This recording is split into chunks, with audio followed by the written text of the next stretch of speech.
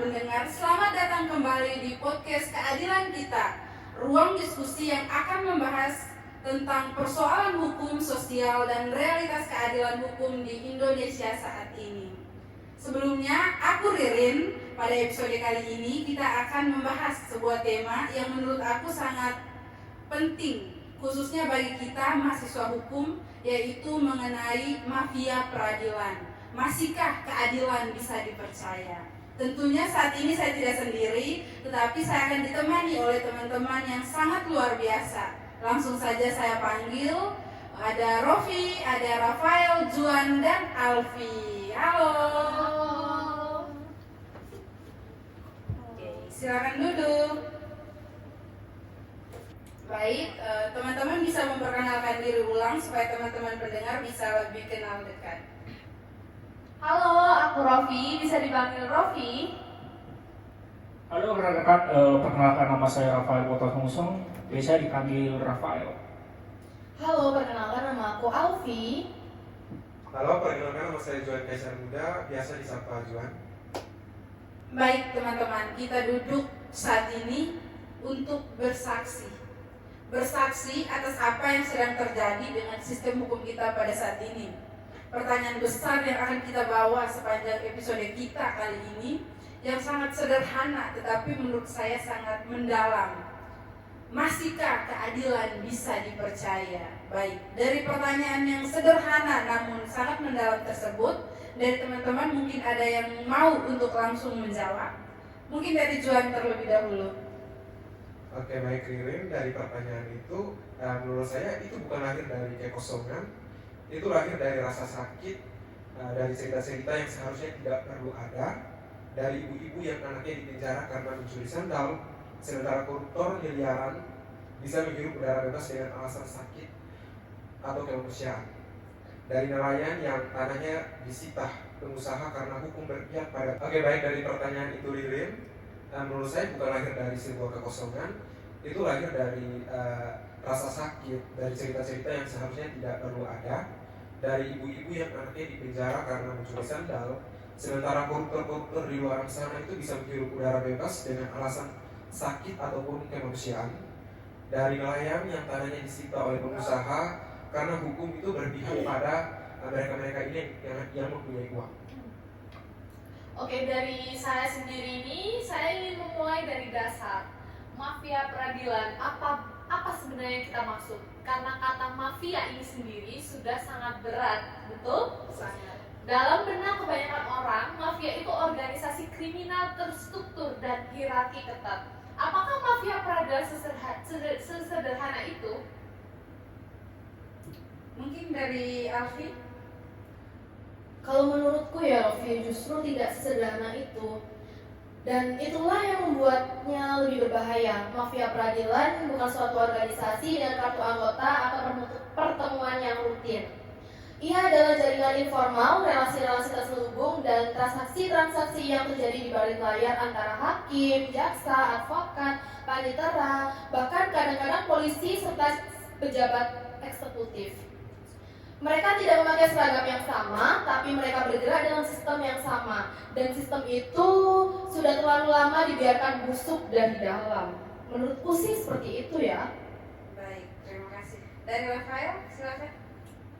Jadi menurut saya istilah tepat mungkin dalam topik obrolan kita adalah judicial or corruption ekosistem korupsi peradilan. Ini dimana termasuk sebagai lingkaran setan, ya. Yang mencakup suap kepada hakim agar putusan berpihak, permasuhan berkas perkara, terus jual beli pasal, rekayasa bukti oleh pemilik, penyidik atau jaksa yang sengaja melakukan dakwaan karena sudah diatur. Semua ini adalah bagian dari ekosistem yang menurut saya sama. Baik, mungkin ada lagi? Mungkin dari saya. Oh, iya. Ini dan yang paling tragis adalah ini bukan fenomena baru.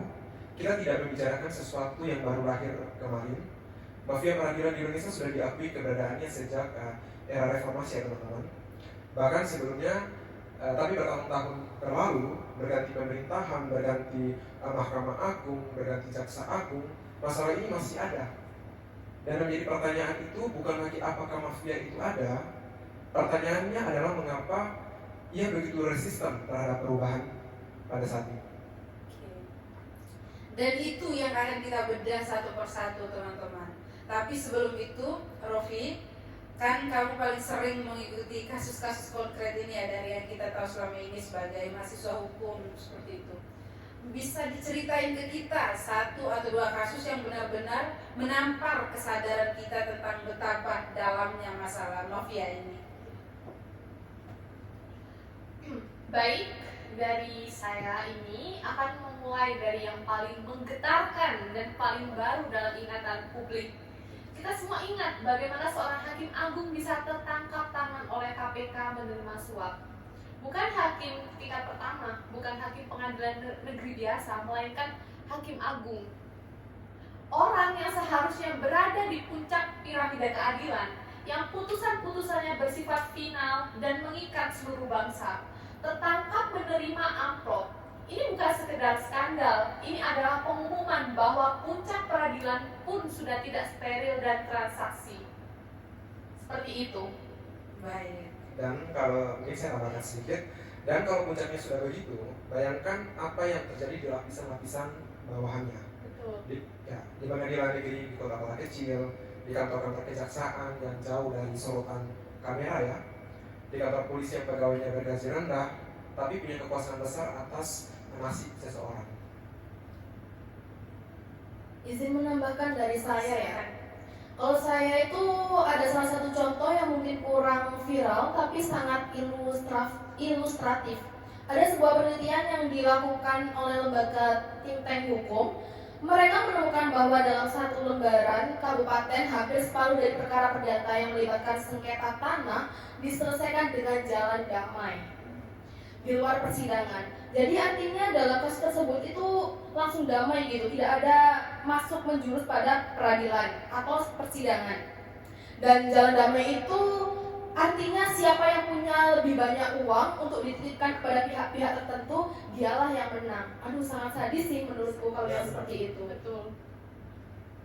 Mungkin dari Bung Rafael? Sebenarnya saya setuju terhadap pendapatnya dari argumen dari Alfia.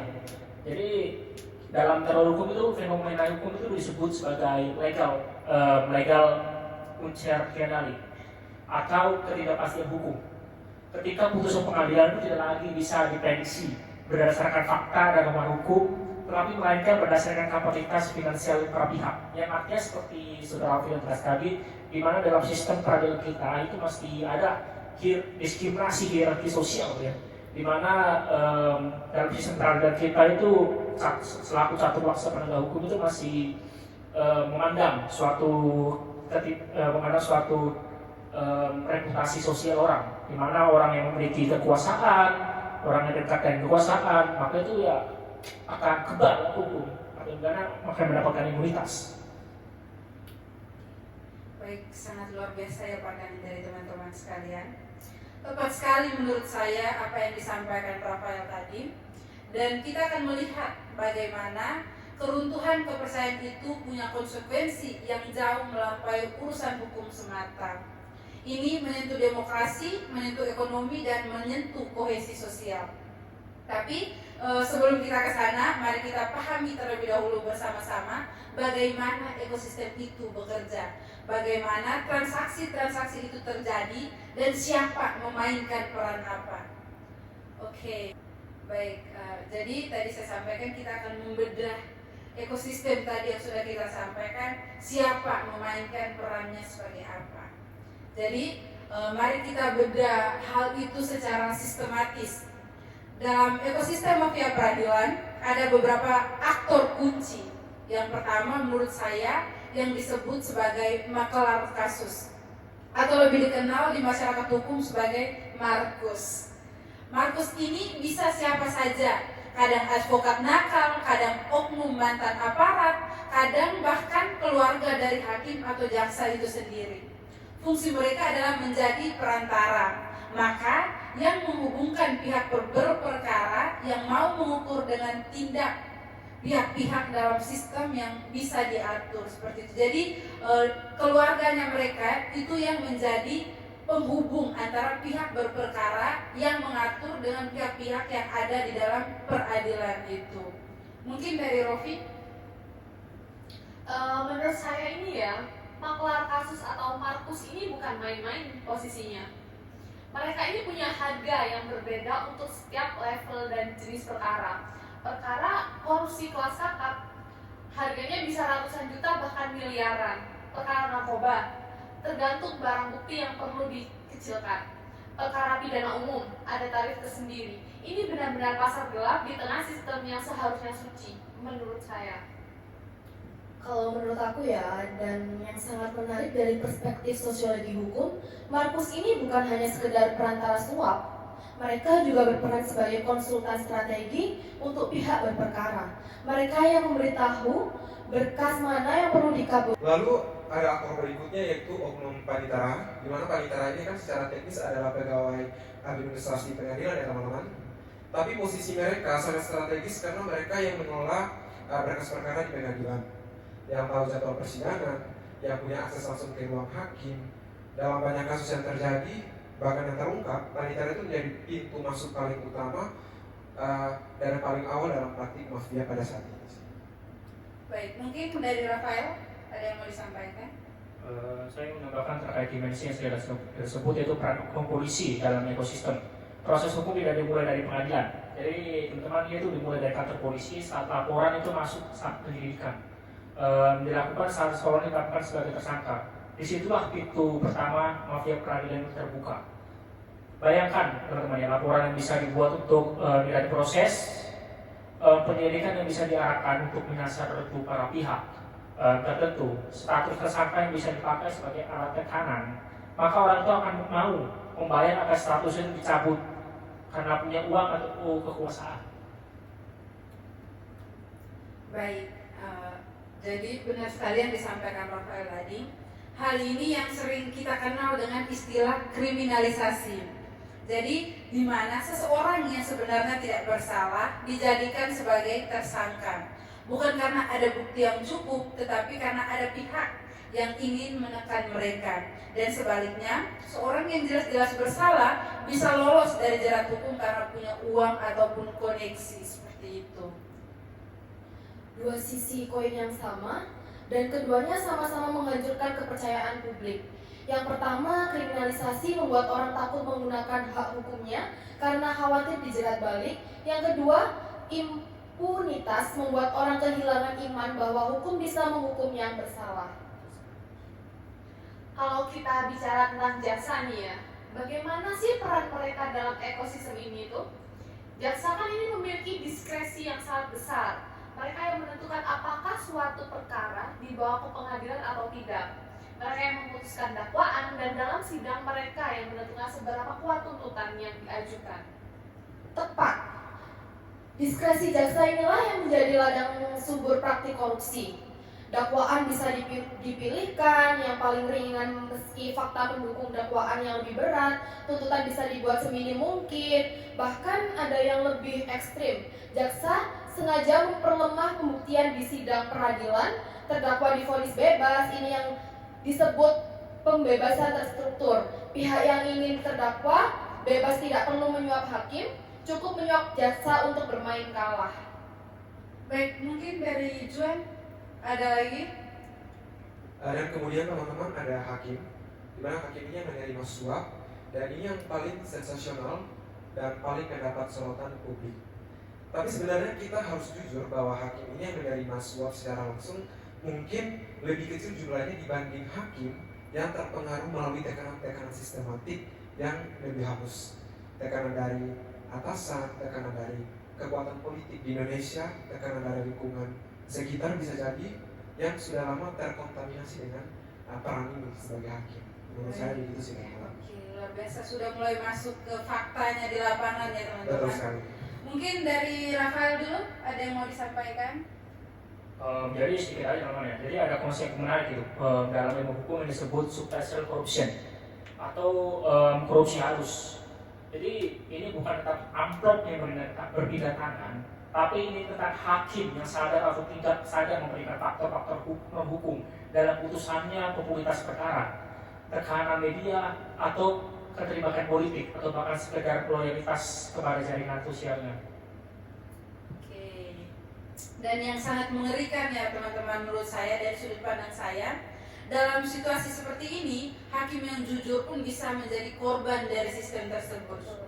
Hakim yang mencoba memberikan putusan adil tapi bertentangan dengan arus bisa saja mendapat tekanan, bisa dimutasi ke daerah terpencil, atau karirnya bisa dihambat. Sistem yang korup punya mekanisme imun untuk menolak antibodi. Oke. Itu sangat tepat ya. Oh ya, silakan. Kenapa tepat dan benar? Karena ini menjelaskan mengapa reformasi yang dilakukan secara parsial hampir tidak pernah berhasil. Mungkin teman-teman bisa lihat membersihkan satu elemen saja, misalnya perbaharui sistem rekrutan hakim, tapi sisa sistemnya masih korupsi. Maka hakim baru saja bersih itu lambat laun akan berhadapan dengan pilihan ikut arus atau berjuang sendirian dengan risiko yang sangat besar atau. Kemudian di sini aku ingin beralih ke isu yang menjadi fondasi dari semua ini, etika profesi. Nah, semua aktor yang tadi kita sebutkan yaitu hakim, jaksa, polisi, advokat, mereka semua itu berprofesi dengan sumpah. Hakim bersumpah untuk menegakkan keadilan tanpa memihak, jaksa bersumpah untuk mengabdi kepada negara dan keadilan, serta polisi bersumpah melindungi dan melayani advokat. Kemudian ada advokat yang bersumpah untuk membuka atau membela klien dengan jujur dan bermartabat. Tapi mengapa sumpah ini terasa seperti kata-kata kosong di era ini, teman-teman? Pertanyaan yang sangat dalam, Rofi. Dan jawabannya harus kita telusuri dari akar sih. Etika profesi hukum di Indonesia mengalami krisis bukan karena orang-orang yang secara inheren jahat. Krisis itu lahir dari sistem yang tidak memberikan insentif bagi kejujuran dan tidak memberikan disentif yang cukup bagi ketidakjujuran. Mungkin Juan. Oke, baik, izinkan saya teman-teman berbicara tentang polisi secara khusus dulu, karena ini yang paling dekat dengan rakyat. Benar tidak teman-teman? Iya, benar. Nah, polisi ini kan adalah wajah hukum yang paling sering kita temui di masyarakat ya teman-teman. Bukan hakim agung, bukan jaksa, tapi polisi di pos jaga, polisi di kantor laporan, polisi di jalan raya yang sering kita temui. Dan inilah yang membentuk persepsi awal masyarakat tentang apa sih itu hukum. Oke. Sudah semakin mendalam, sudah sampai menuju ke akarnya ya. Dari awal polisi terlebih dahulu. Mungkin dari Rafael? Ada lagi? Memang benar yang dikatakan Juan ya. Kita kan mengenal ya dalam persepsi yang paling umum lah dalam persepsi masyarakat ya. Di mana polisi itu bisa diajak bicara teman-teman ya. Diajak polisi, khususnya polisi pelanggar lalu lintas ya. Jadi setiap ada orang yang melanggar, masyarakat melanggar, itu ada jalan pintas sebenarnya, kita tahu kan ya. Sudah kita pungkiri dengan bagaimana kapabilitas yang dimiliki oleh polisi kita ya. Jadi kita mau melapor pun kalau kita punya prinsip ya harus berizin. Kenapa berkas laporan itu bisa hilang atau berproses itu sangat lambat. Ini bukan soal cerita yang dibuat-buat, jadi ini adalah pengalaman sehari-hari dari jutaan warga yang merasakan akan kapabilitas yang dimiliki oleh kepolisian Republik kita. Menurut saya benar semua yang disampaikan oleh teman-teman, tapi saya ingin supaya kita semua di sini tidak terjebak dalam stereotip. Ada banyak polisi yang benar-benar jujur, benar-benar adil, dan benar-benar berdedikasi dalam menghidupi sumpah yang sudah disampaikan ya, seperti yang disampaikan Rofi tadi ya. Jadi pertanyaannya, mengapa mereka seolah tenggelam? Mengapa yang lebih terlihat dan lebih terdengar adalah mereka yang tidak menjalankan sumpahnya dengan baik? Seperti itu. Bisa jadi ini karena sistemnya tidak memproteksi dan tidak mempromosikan kejujuran. Polisi jujur yang melaporkan atasannya yang korup bisa dihadapkan pada mekanisme pembunuhan karir, mereka dimutasi, ya kan teman-teman? Kita sering lihat kasus-kasus yang terjadi, dipermalukan atau bahkan dijadikan target penyelidikan balik. Inilah yang menciptakan budaya diam, Omerta. Kalau kita pinjam istilah dari mafia Italia, yaitu kode Gehenna. Dan budaya ini berlaku di semua korps ya.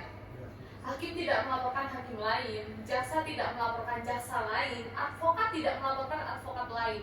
Mereka semua ini terikat oleh loyalitas korporat yang salah, loyalitas kepada sesama profesi di atas loyalitas kepada keadilan. Betul atau tidak, teman-teman? Betul. Masuk. Dari perspektif filsafat moral, ini adalah konflik antara loyalitas parsial dan kewajiban universal.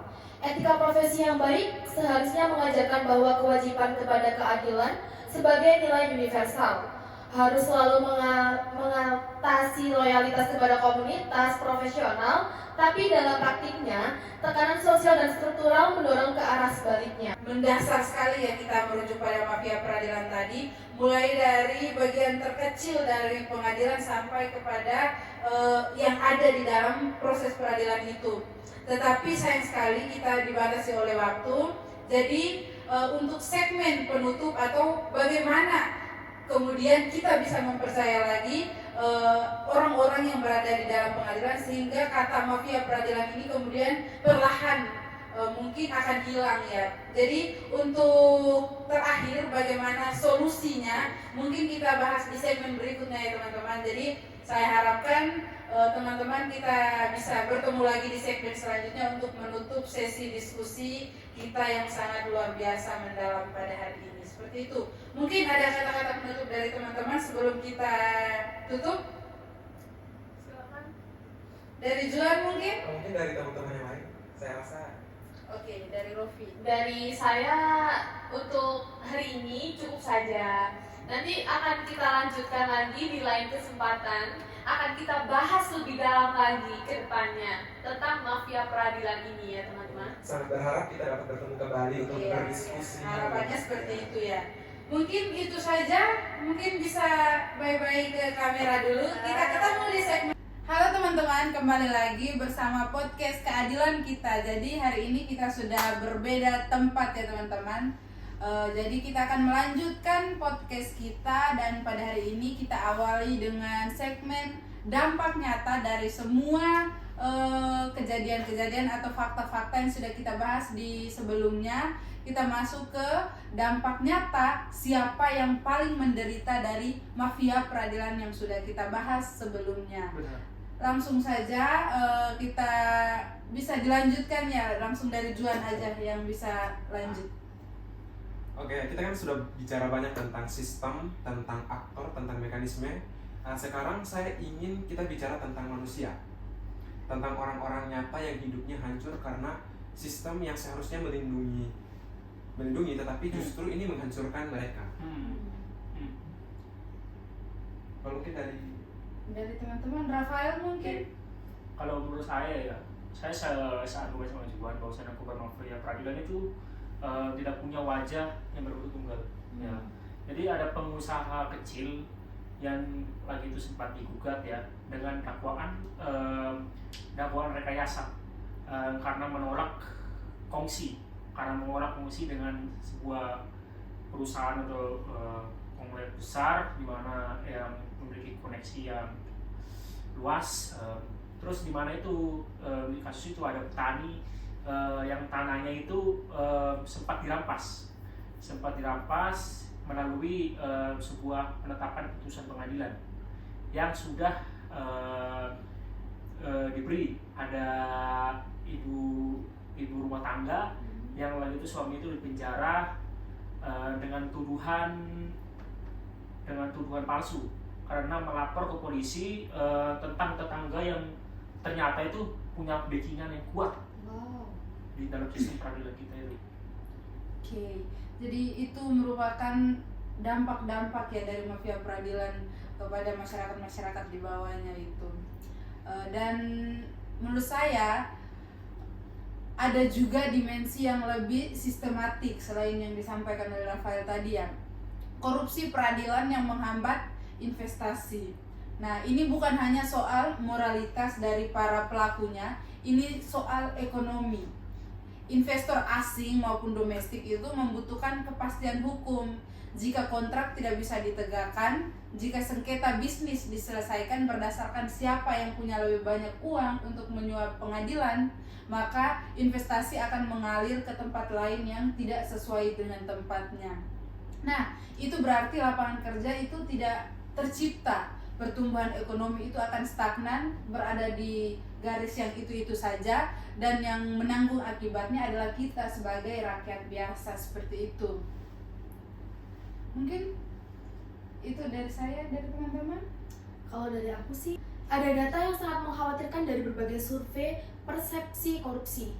Indonesia secara konsisten mendapatkan penilaian buruk dalam hal kepastian penegakan hukum. Salah satu konsekuensinya langsung yaitu banyak sengketa bisnis antara perusahaan asing dan perusahaan domestik Indonesia. Diselesaikan di arbitrase internasional, di Singapura atau di luar negeri. Karena para pihak tidak percaya dengan peradilan yang ada di Indonesia. Ini adalah kekalahan berdaulat yang kita tanggung sendiri. Aku izin menambahkan sedikit ya. Nah, dan di level yang paling personal, mafia peradilan ini menghancurkan iman masyarakat terhadap negara. Ketika seseorang warga melapor ke polisi dan laporan itu diabaikan, ketika ia membawa perkara ke pengadilan dan kalah karena tidak punya uang, dan ketika ia mencoba mencari keadilan dan yang ia temukan hanya birokrasi dan keserakahan, ia akan berhenti percaya. Ia akan berpaling dari hukum formal dan mencari keadilan sendiri, dan keadilan yang dicari sendiri itu sering berbentuk kekerasan atau main hakim sendiri. Fenomena main hakim sendiri, pembalasan dendam itu bukan hanya masalah moralitas individu. Ini adalah simptom dari kegagalan negara menyediakan mekanisme penyelesaian konflik yang dipercaya. Ketika orang tidak percaya hukum, maka mereka mencari resolusi di luar dari hukum itu sendiri. Itu sih kalau menurutku. Teman-teman, saya juga ingin menyoroti kelompok yang paling rentan, yaitu masyarakat adat ya teman-teman. Di banyak daerah, konflik agraria antara masyarakat adat dan perusahaan atau pemerintahan itu diselesaikan melalui pengadilan. Dan dalam beberapa kasus yang kita lihat, hasilnya itu tidak adil. Bukan karena hukum adat tidak diakui, tapi karena masyarakat adat tidak punya kapasitas finansial untuk mengawal proses hukum yang panjang, dan juga mungkin proses yang membutuhkan biaya yang mahal dan penuh dengan jebakan-jebakan, sementara pihak korporat punya tim advokat yang baik, punya akses ke jaringan-jaringan, dan punya dana yang hampir tidak terbatas. Mungkin dari Rafael dulu. Dari tadi persepsi Juan ya, ini juga saya bisa menambahkan bahwasannya ini juga menunjukkan bahwasannya ketidakadilan di dalam sistem peradilan hukum kita ya itu tidak berdiri sendiri ya teman-teman ya. Ia akan berinteraksi dengan ketidaksetaraan seperti ekonomi, sosial, karena kita tahu kan ya ekonomi setiap finansial orang-orang berbeda-beda ya latar belakangnya. Dengan kita mengadresasi politik, dengan ada ya diskriminasi budaya, masih ada yang itu, terus mungkin orang yang paling membutuhkan perlindungan hukum itu adalah orang yang tanda kutip itu paling tidak mampu untuk mengaksesnya, ironi yang sangat pahit itu. Oke. Dan perempuan dan kelompok-kelompok yang lain juga yang menurut saya sangat rentan, kasus-kasus seperti kasus-kasus kekerasan seksual yang tidak ditangani dengan serius, kemudian hal tersebut berakhir dengan damai yang dipaksakan seperti itu, yang korbannya malah dikriminalisasi balik. Ini semua adalah wajah dari sistem kita yang hari ini yang gagal. Sistem yang tidak hanya korup secara finansial, tetapi juga korup secara struktural terhadap kelompok-kelompok yang tidak punya kuasa atau kelompok-kelompok yang rentan seperti itu. Dan masyarakat miskin juga secara umum ya.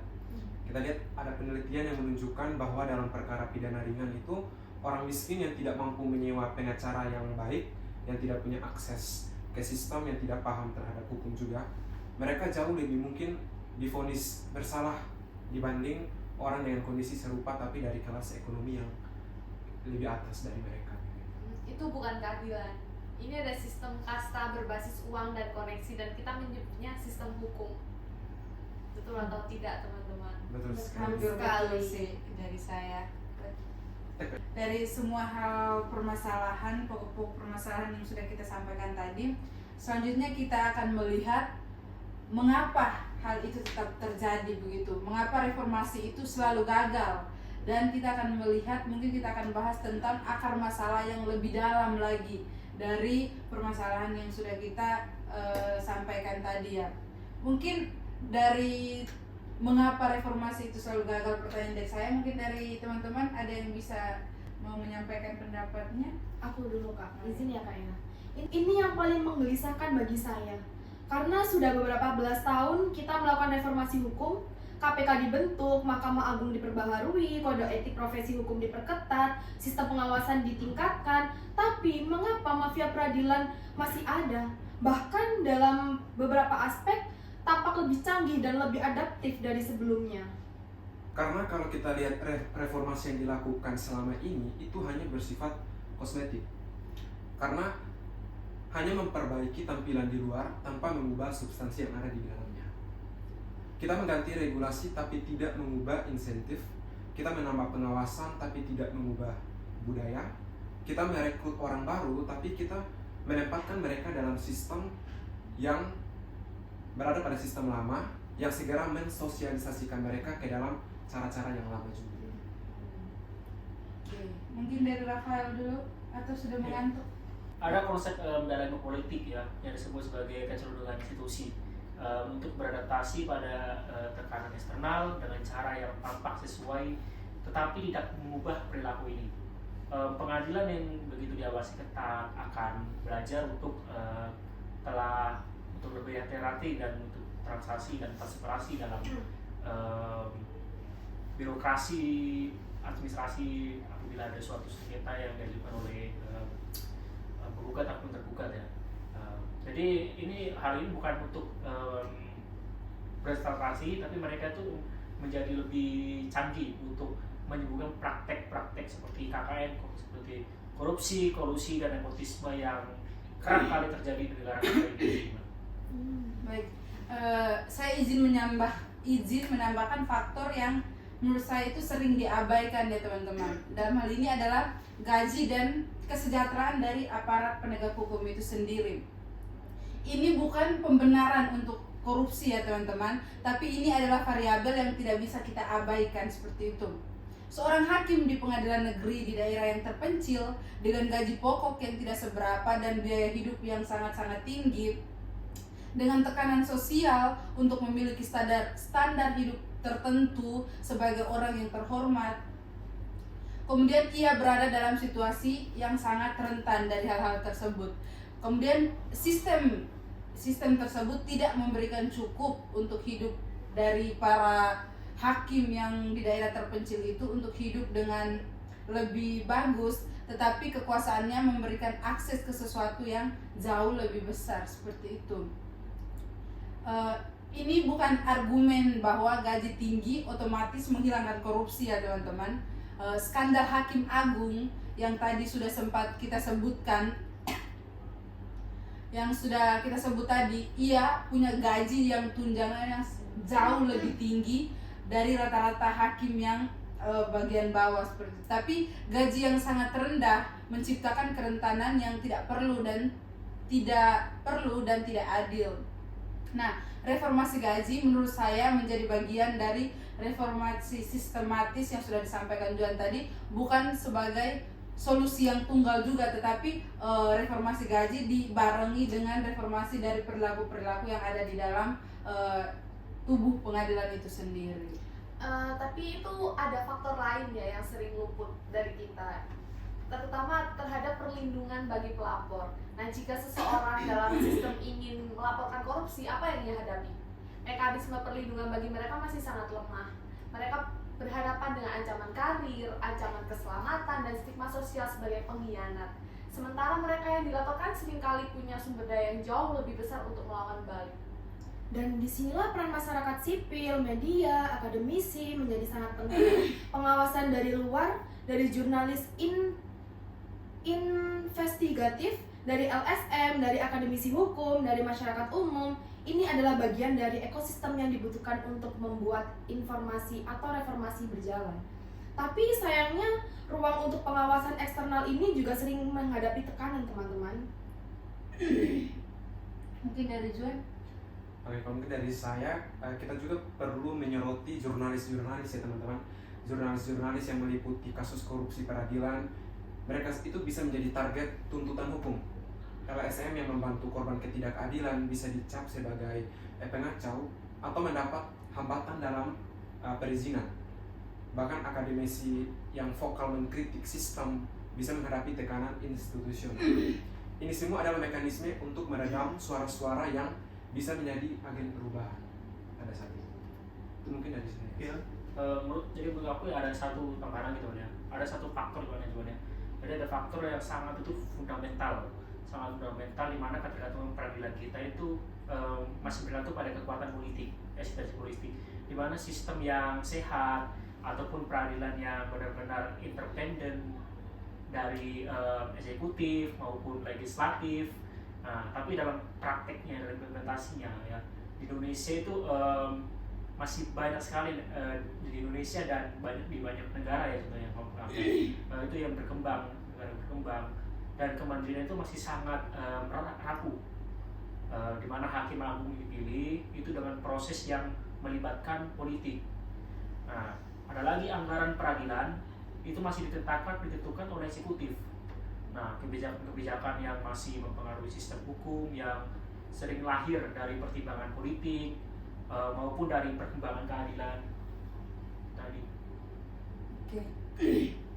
Dan kalau peradilan tidak independen dari politik, maka pada saat ada perkara yang menyentuh kepentingan politik, perkara korupsi seperti perkara korupsi pejabat tinggi, perkara yang melibatkan pengusaha yang dekat dengan kekuasaan, perkara yang punya dimensi politik, independensi itu akan diuji. Independennya dari peradilan itu akan diuji, teman-teman. Dan sejarah juga menunjukkan bahwa pengujian itu sering dilewati dengan sangat-sangat tidak terhormat. Contoh yang sangat relevan ya kan ya teman-teman, itu tuh terkait dengan perkara-perkara korupsi yang melibatkan tokoh-tokoh politik sering mendapatkan putusan yang jauh lebih ringan dan perkara korupsi biasa dengan nilai yang sama. Ini bukan kebetulan, ini adalah cerminan dari relasi kekuasaan yang tidak setara antara peradilan dan kekuatan politik seperti itu. Jadi saya tambahkan ya. Jadi ini anggapannya dalam terminologi disebut legal asymbiality, yang artinya adalah ketidakpastian hukum ya. Di mana suatu penafsiran putusan pengadilan itu tidak berdasarkan pada pertimbangan norma dan fakta, tetapi pertimbangan dari hakim itu kadang didasarkan pada kapasitas finansial yang dimiliki oleh terdakwa tadi.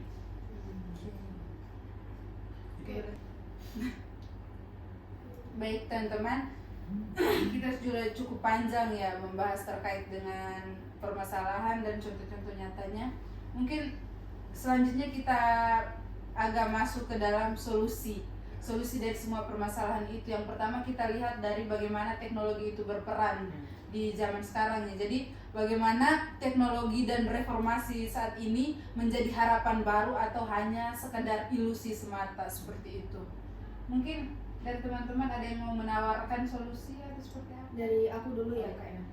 Dalam beberapa tahun terakhir banyak yang berharap pada teknologi sebagai solusi, seperti e-court, e-litigation, sistem pelaporan online untuk polisi, transparansi anggaran digital. Apakah ini benar-benar bisa mengubah situasi saat ini? Kalau menurutku sih belum ya teman-teman ya. Oke, tapi kalau menurut saya sendiri, teknologi itu punya potensi yang sangat nyata. Ketika proses bisa dilakukan secara digital dan tercatat, ruang untuk manipulasi manual menjadi lebih kecil. Sistem antrian persidangan yang terkomputerasi. 1, 2, 3. Kalau menurut saya secara pribadi sih, teknologi itu punya potensi yang nyata ya teman-teman. Ketika proses bisa dilakukan secara digital dan tercatat, ruang untuk melakukan manipulasi manual itu menjadi lebih kecil. Sistem antrian persidangan yang sulit untuk mengatur hakim mana yang menangani perkara tertentu, dan sistem pelaporan online yang terintegrasi itu membuat kita lebih mudah untuk melacak apakah laporan polisi itu ditindaklanjuti atau hanya diabaikan saja. Mungkin Rafael. Tapi menurut persepsiku ya, teknologi itu bukan solusi yang taktis dan otomatis teman-teman ya. Karena teknologi yang diimplementasikan itu dalam yang masih sistem yang korup ya, itu akan memerlukan waktu yang ada, waktu adaptasi. Ulang. Apa sih? Ulang. Saya sudah paham. Aja.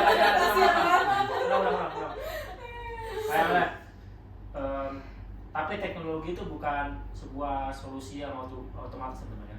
Karena teknologi yang diimplementasikan dalam sistem yang korup itu butuh adaptasi yang sangat lama. Nah, kalau orang-orangnya kita itu masih sama, kalaupun insentifnya masih sama juga, dan kalau budaya kita pun masih sama juga, maka ya mereka itu akan menemukan cara untuk mengakali gimana sistem digital kita itu juga hawking atau manipulasi data, atau sekedar menghindari penggunaan sistem digital untuk transaksi yang sensitif. Oke, jadi saya ambil sedikit kesimpulan, teknologi adalah alat pendukung tapi bukan solusi yang inti. Ia bisa membantu tetapi tidak bisa menggantikan perubahan yang lebih fundamental. Perubahan yang dimaksud ialah perubahan manusia dan perubahan budaya, seperti itu. Mungkin Dan yang menarik ya teman-teman adalah potensi teknologi ini itu untuk memberdayakan masyarakat kita. Platform-platform yang memungkinkan masyarakat untuk melaporkan dan mendokumentasikan kasus ketidakadilan, yang memberikan akses informasi hukum kepada mereka yang tidak punya akses ke advokat, yang menghubungkan korban dengan pendampingan hukum. Ini bisa menjadi pengubah permainan yang signifikan dalam jangka menengah. Dalam hal ini tuh ada juga potensi AI dalam konteks ini ya. Nah, analisis pola putusan pengadilan menggunakan AI ini bisa membantu mengidentifikasi hakim atau pengadilan mana yang memiliki pola putusan yang anomalistis, yang secara statistik menunjukkan kemungkinan adanya bias atau korupsi.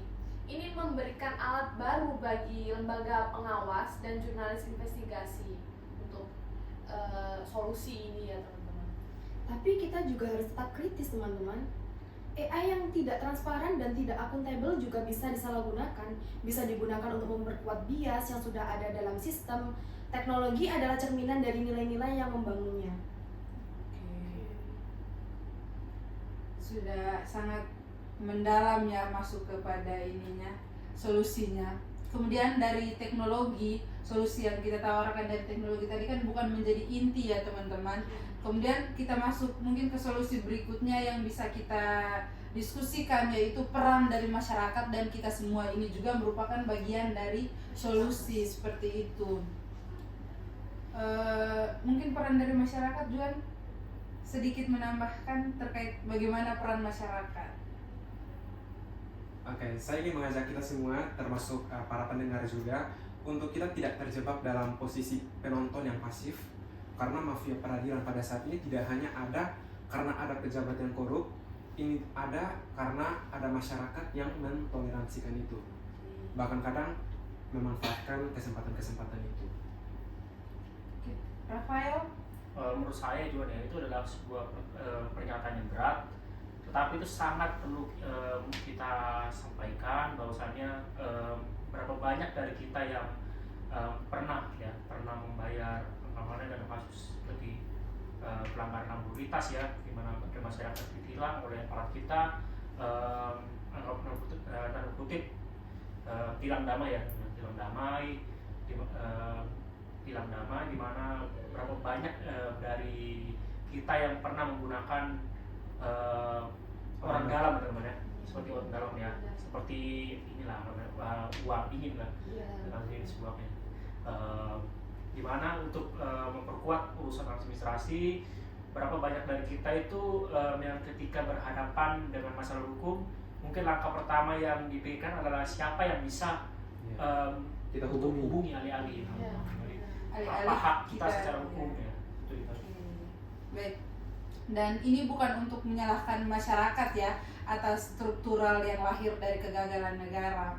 Tapi ini adalah pengakuan bahwa kita semua sebagai individu maupun kolektif punya peran dalam ekosistem yang sedang terjadi saat ini. Dan kalau kita ingin ekosistem kita berubah, maka kita yang perlu berubah terlebih dahulu. Terus Seperti itu. perubahan koneksi ya, perubahan konkret yang bisa dilakukan masyarakat. Pertama, itu tidak pernah menyuap aparat sekecil apapun suapnya itu. Terus yang kedua, bagaimana kita itu mendokumentasikan dan melaporkan ketidakadilan yang dialami oleh dan disaksikan. Terus meski dalam platform media digital sipil yang tersedia, terus yang ketiga itu mendukung kita seperti jurnalis dan wartawan dan lembaga yang tanda kutip itu melakukan pengawasan terhadap sistem peradilan hukum kita. Nah, keempat yang terakhir adalah memiliki pemimpin politik yang Memilih maksudnya. memilih pemimpin politik yang tanda kutip itu memiliki kompetensi ya, kompetensi, moralitas dan track record yang bagus ya, yang memiliki historis sejarah yang tanda kutip itu memiliki kapabilitas untuk membangunkan masyarakat yang lebih baik, sejahtera dan hidup sentosa sesuai dalam amanah undang-undang kita ya. Izin, aku juga mau menambahkan untuk perubahan yang bisa kita lakukan di dalam masyarakat. Ini itu lebih ke yang paling personal. Kalian tahu nggak apa? Apa tuh? Contohnya itu berbicara. Jangan hanya diam aja kalian. Kalau kamu mengalami ketidakadilan dalam sistem hukum, ceritakan. Jangan diam aja. Kalau kamu tahu seseorang yang mengalaminya, maka bantu mereka untuk bersuara. Keheningan itu adalah oksigen bagi korupsi. Mereka bisa seenaknya aja. Nah, suara adalah musuh terbesarnya. Itu merupakan perubahan yang bisa kita lakukan, teman-teman. Peran media sosial dalam hal ini sangat penting, teman-teman. Meski harus digunakan dengan bijak, kasus-kasus yang dapat disoroti publik yang besar, viral, sering mendapatkan penanganan yang berbeda dari kasus-kasus yang tidak diketahui oleh siapapun.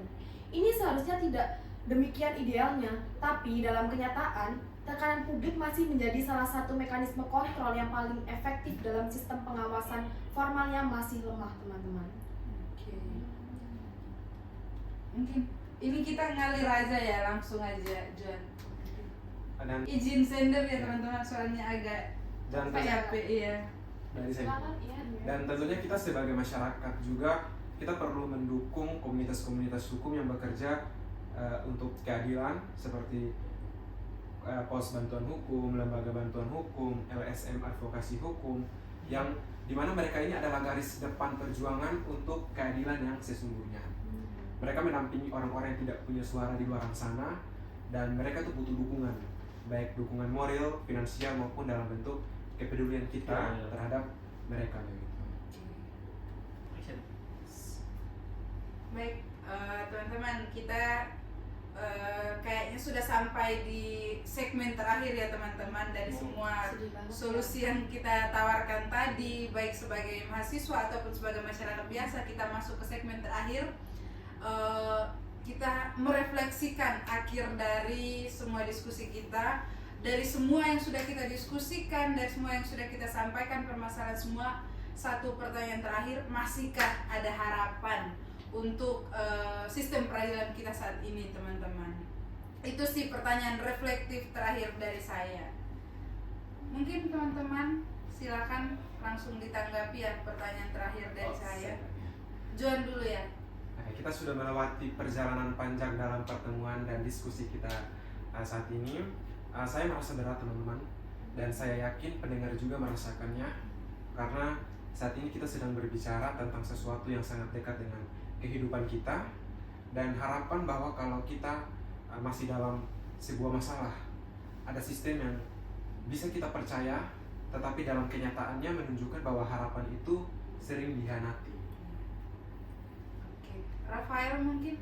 Ya, tapi saya Baik teman-teman, dari segala yang sudah kita sampaikan tadi, dari permasalahan hingga pada solusi yang kita tawarkan, baik kita sebagai mahasiswa maupun sebagai masyarakat biasa, itu solusi-solusi yang mungkin sederhana tapi menurut saya itu sangat berpengaruh kemudian kepada sistem peradilan yang saat ini mungkin sedikit kita ragukan seperti itu teman-teman. Jadi di segmen terakhir ini saya mau kita merefleksikan satu pertanyaan terakhir dari saya, yaitu masihkah ada harapan pada sistem peradilan yang saat ini sedang kita diskusikan teman-teman. Jadi dari pertanyaan yang menurut saya sangat sederhana ini tapi sangat mendalam, masihkah ada harapan untuk kita saat ini? Mungkin langsung saja dari Juan ya, silakan. Dari saya dulu ya. Ya.